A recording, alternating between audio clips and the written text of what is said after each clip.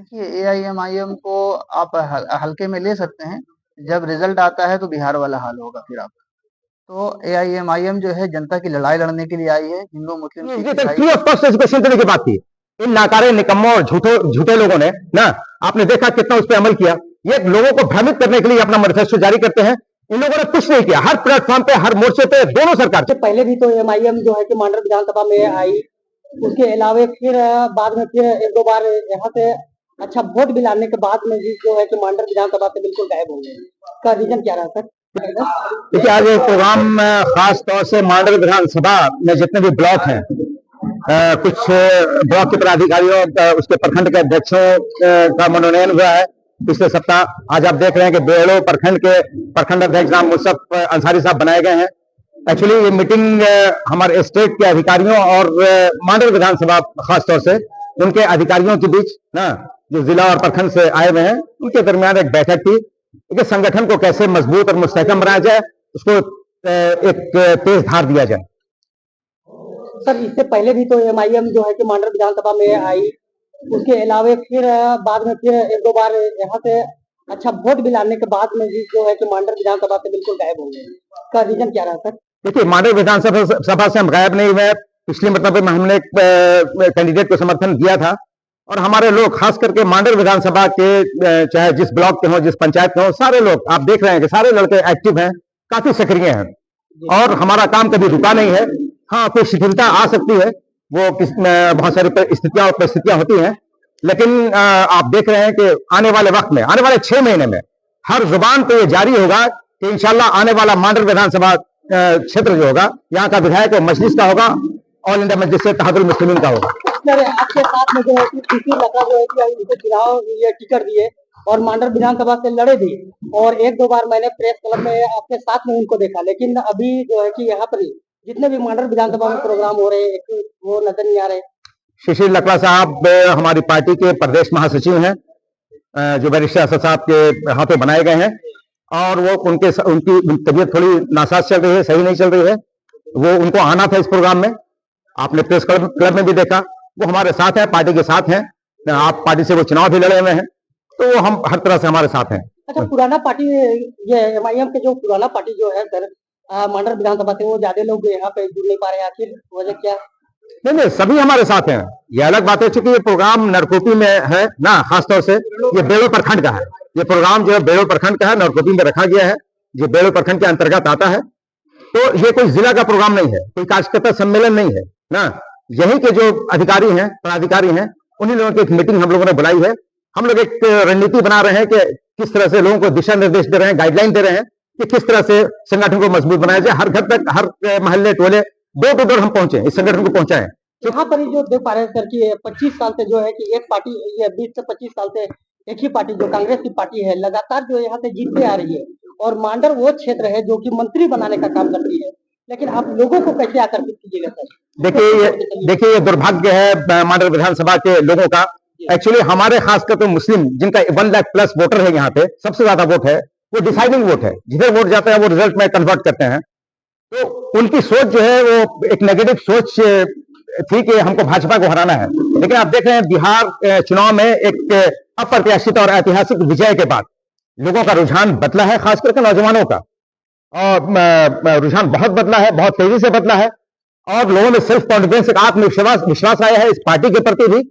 और उसकी वजह से हम आने वाले दौर में इंशाल्लाह, चूंकि बैरिस्टर असद साहब जो हमारे सुप्रीमो है, वो सिर्फ इंडिपेंडेंट लीडरशिप की बात करते हैं कि आत्मनिर्भर नेतृत्व पैदा करो। आत्मनिर्भर राजनीति की शक्ति जब तक हम प्राप्त नहीं करेंगे, सत्ता में भागीदार नहीं बनेंगे, तो ये सोच मैक्सिमम नौजवानों के दिल में, खासतौर से ज़ईफ लोग भी, हमारे गार्जियन लोग भी, वो भी बहुत बड़ी तादाद में आ रहे हैं। आपने देखा बिहार चुनाव में, तो यहाँ भी, और एक आने वाले चंद दिनों में एक बहुत बड़ा चेहरा झारखंड का, जो झारखंड के पूर्व विधायक हैं, उनका नाम अभी डिस्क्लोज नहीं करना चाहते, बहुत जल्द वो ज्वाइन करेंगे, और एक सियासी तूफान उठ खड़ा होगा इंशाल्लाह, और तेजी से संगठन मेरा बढ़ेगा, मजबूत होगा।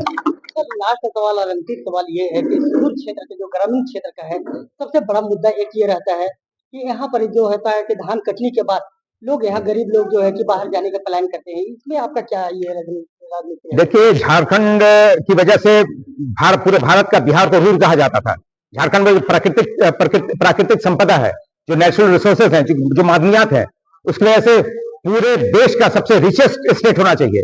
पलायन का ही एक मसला नहीं है, ये यहाँ के नेताओं, यहाँ के जो सत्ताधारी हैं, भाजपा और ये यूपीए के लोग, इन लोगों की सत्ता रही ना, तो ये सारे नाकारे हैं हर प्लेटफॉर्म पे। न सिर्फ रोजगार की बात है, बल्कि शिक्षा के क्षेत्र में आप देखें, रोजगार के क्षेत्र में देखें, स्वास्थ्य के क्षेत्र में देखें, लॉ एंड ऑर्डर की सिचुएशन पूरी तरह कोलैप्स कर गई है ना। इसकी वजह से पलायन, क्योंकि रोजगार है, ये अपने मैनिफेस्टो जो इन्होंने दिया, शिक्षा में आपने देखा कि लड़कियों को नर्सरी से लेकर पीएचडी तक फ्री ऑफ कॉस्ट एजुकेशन देने की बात थी।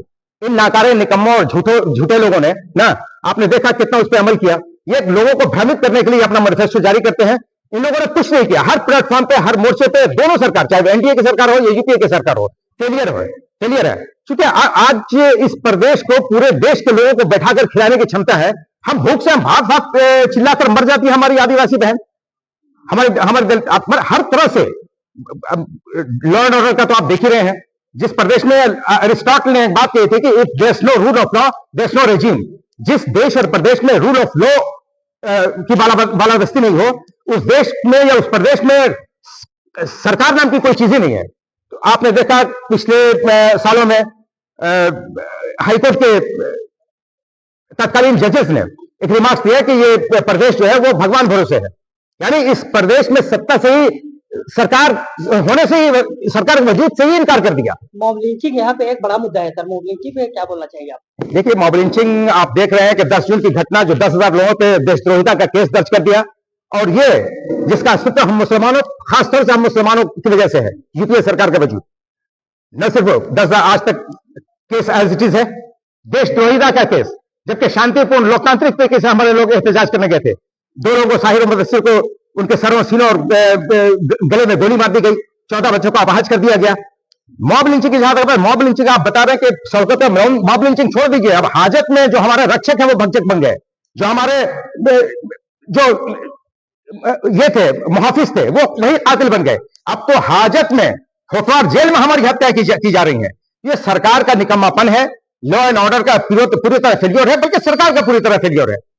यहाँ पर मॉडल विधानसभा के लोगों को क्या संदेश देना चाहेंगे सर आप? देखिए, न सिर्फ मॉडल विधानसभा बल्कि पूरे प्रदेश के लोगों से हम आह्वान करना चाहते हैं कि आओ अपनी लीडरशिप खड़ी करें। जो बैरिस्टर असद साहब का जो पैगाम है, जो हमारी पार्टी का मिशन है, उस मिशन पे लब्बैक कहते हुए हम आगे बढ़े, अपनी पार्टी, अपना झंडा, अपना कायद, इसको एक्सेप्ट करते हुए हम एक नई तारीख और नया इतिहास लिखें इंशाल्लाह। सर, पार्टी को सींचने का काम करते हैं और बेहतरीन ढंग से इसे तो ढालते हैं, लेकिन ठीक समय में पार्टी जो है गायब हो जाती है चुनाव के समय में ही। अभी खड़े हैं, ये मांडर विधानसभा का हिस्सा है, और मांडर विधानसभा में हम लोगों ने जो है संगठन विस्तार के लिए प्रोग्राम को रखा था, जिसमें जो है प्रखंड के लेवल पे भी जो है विस्तार किया गया है, जिला के लेवल पे भी विस्तार किया गया है, और मांडर विधानसभा की जनहित की लड़ाई लड़ने के लिए ना कि नरकोपी, बल्कि पूरा मांडर विधानसभा तैयार है इंशाल्लाह। सर, तो इसमें जो अभी वक्फ बोर्ड जो अभी एक बड़ा कानून यहाँ पे ये रहा सर, एमआईएम जो है कि इसमें कहीं पर ही वैसा कुछ दिखा नहीं, एमआईएम का कोई रोल। देखिए, एआईएमआईएम जो है वक्फ बोर्ड के मामले पे शायद आपको इन्फॉर्मेशन नहीं है। हम लोगों ने जो है राज्यपाल से, गवर्नर से मुलाकात किया था, लेटर फॉरवर्ड भी किया था, और जो भी उस पे जो है तय हुआ, हम लोगों ने जो कोशिश हो सकता था उसको किया था। और ये मौजूदा सरकार की विफलता है कि स्टेट लेवल पे इसको रिजेक्ट नहीं किया गया। जिस तरीके से तेलंगाना सरकार ने स्टेट लेवल पे वक्फ की जो वक्फ का जो कानून आया था उसको स्टेट लेवल पर रिजेक्ट किया था, जबकि सो कॉल झारखंड के अंदर जो सरकार है वो कहा जाता है कि आपकी सरकार है, आपकी बात सुनी जाती है, आपकी बात मानी जाती है, लेकिन जब काम की बात आती है उस टाइम मुंह फेर लिया जाता है। सर, कुछ लोगों का ये कहना है कि अभी जो है एमआईएम तो कुछ दिन से लगातार इधर फील्ड में बनी हुई है और बहुत अच्छा इधर से काम भी कर रही है लगातार, लेकिन जो है कि कुछ लोगों का कहना है कि कुछ देर से रहेंगे फिर 29 तक दिखेंगे नहीं। क्या इसी तरह काम होगा या तो फिर? देखिए, एआईएमआईएम को आप हल्के में ले सकते हैं, जब रिजल्ट आता है तो बिहार वाला हाल होगा फिर आप। तो एआईएमआईएम जो है जनता की लड़ाई लड़ने के लिए आई है, हिंदू, मुस्लिम, सिख, ईसाई सबको अपने संगठन के अंदर ले रहे हैं। संगठन का हम विस्तार कर रहे हैं। यहाँ पे जितने भी लोग हैं, आप कैमरा घुमाकर दिखा सकते हैं, सब लोग जनता की लड़ाई लड़ने के लिए यहाँ पे जमा हुए हैं। कोई भीड़ इकट्ठा करना हमारा मकसद नहीं है। मीडिया में हम दिखेंगे तभी हमें, ऐसा भी नहीं है। हम काम कर रहे हैं, और जब चुनाव का वक्त आएगा हम चुनाव में भी दिखेंगे और चुनाव में हिस्सेदार भी होंगे और अपना हक हासिल भी करेंगे। लड़ाई लड़ना हमें आता है, लड़ाई हम लड़ेंगे इंशाल्लाह। सर, कुछ लोगों का ये भ्रम है कि मजलिस जो है कि एमआईएम जो है कि केवल मुस्लिमों का पार्टी है। इसको आप थोड़ा खुलासा कर दीजिए। देखिए, एआईएमआईएम पार्टी है, ना कि हमने कोई मदरसा नहीं खोला है। ये पार्टी है और पार्टी में सबकी हिस्सेदारी होती है ना? और पार्टी के अंदर आपने बिहार में अगर देखा होगा न, हमने जो है नॉन मुस्लिम कैंडिडेट भी उतारे थे, जिसमें राणा रंजीत भी है और भी दूसरे सीटों से उतारा था। अगर ऐसा होता कि सिर्फ मुसलमानों की पार्टी होती तो हमारे सारे कैंडिडेट मुस्लिम ही होते। ऐसा नहीं है, जहाँ पे जो भी कैंडिडेट मिले हैं सबको उतारा है और अभी भी संगठन में हम यहाँ पे कह रहे हैं हर धर्म के लोग इस पे जुड़ रहे हैं और जुड़ते रहेंगे। क्योंकि अगर हम जो है जनहित की लड़ाई लड़ने को तैयार हुए हैं तो किसी एक कौम, एक खास समुदाय के साथ लड़ाई नहीं लड़ी जा सकती है। और मांडर विधानसभा जो है हमारे लिए खास है, क्योंकि यहाँ के लोगों का जो हक मारा गया है। आपके यहाँ से एक मंत्री होने के बावजूद हमारा हाल ये रहेगा कि जहाँ पे ना एजुकेशन सिस्टम का कोई ख्याल रखा गया है, ना हेल्थ सिस्टम का ख्याल रखा गया है। बगैर रांची जाए यहाँ के लोग अपना काम को करवा सकते हैं। तो यहाँ पे आप लोगों ने जो है मंत्री बनाया है, सिर्फ विधायक नहीं बनाया है, विधायक बनाया है, साथ साथ मंत्री बनाया है। उस पर भी हमारे काम नहीं हो रहे हैं। उसके लिए एआईएमआईएम जो है अपने पर फैला चुकी है। हम काम करने को तैयार हैं और जनहित के हर मुद्दों को लेकर हम लड़ाई लड़ेंगे इंशाल्लाह।